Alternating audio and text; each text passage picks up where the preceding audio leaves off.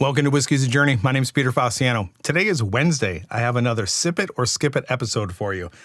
If you're not familiar with this episode or this segment, I have all of my whiskeys in my collection randomized on my phone, with the exception of the Sip It or Skip It episodes that I've had in the past. As soon as it selects it, I just take it out of the wheel, but everything else is here. I keep adding to it based on my whiskey purchases, but I spin the wheel. Whatever it selects, I'm going to pull it off the shelf. I'm going to do a quick review, let you know if I'm going to keep sipping on the bottle until it's gone and replace it because I like it, or once the bottle's gone, if I don't like it, I'm not going to repurchase it. I'm going to skip buying it and move on to something else. If this sounds interesting and you're not subscribed to the channel, do me a favor, subscribe to the channel if you like this. Turn that bell notification on because I produce videos every Monday, Wednesday, and Friday.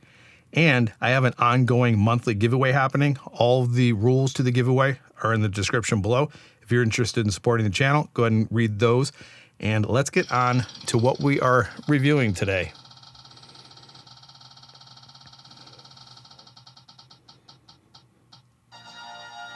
All right, we are going for the Redwood Empire Pipe Dream. So let me go ahead and grab the bottle, do our review.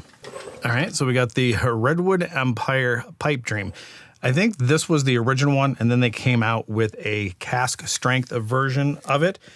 And I think the cask strength version is thought to be better than the normal one.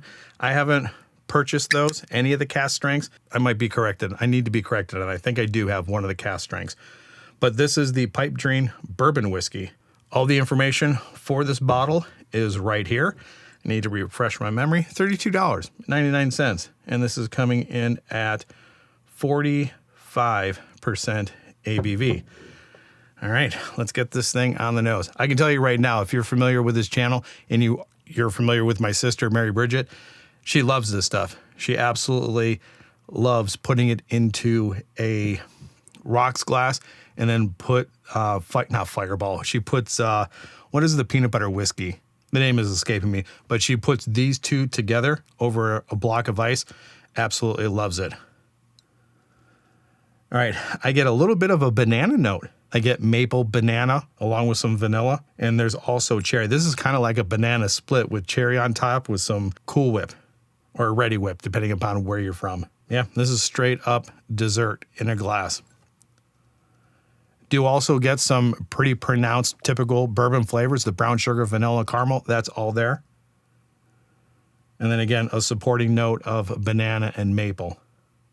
Put a cherry on top, we're good. All right, let's go ahead and get this thing on the palate. All right, this does hit the palate rather soft. All of those notes that I was getting on the nose kind of are coming through on the palate, but there is a little bit more of an elevated spice that wasn't there on the nose. Get a good amount of cinnamon. That cherry and banana note are no longer there on the palate. And what I'm left with is a very soft brown sugar, vanilla, and caramel bourbon with a little bit of spice and really not a lot of oak to speak of at all. Yeah, I like the nose on this a lot more than I do the palate. There's not viscosity, but there is a little bit of an effervescence that is happening on the front and on the side of my tongue. But even with that, I still think it's pretty thin and it just glides over the palate. Medium to short finish, and to me, a better nose than a palate. So that was my first sip. Let's get that nosing again. I got a tremendous amount of banana. That's wild that it doesn't show up on the palate.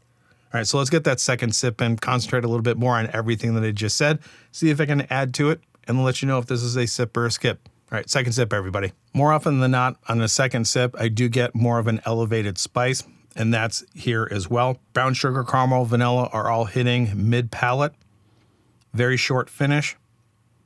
Just glides across the palate, seems to be a little thin. It's definitely lacking the punch that I thought it would have on the palate based on the nose. It's not a very complicated bourbon at all. I mean, you're getting what you're getting. It's not going to confuse you. It's not in your face. It's not overpowering. A little bit soft on the palate.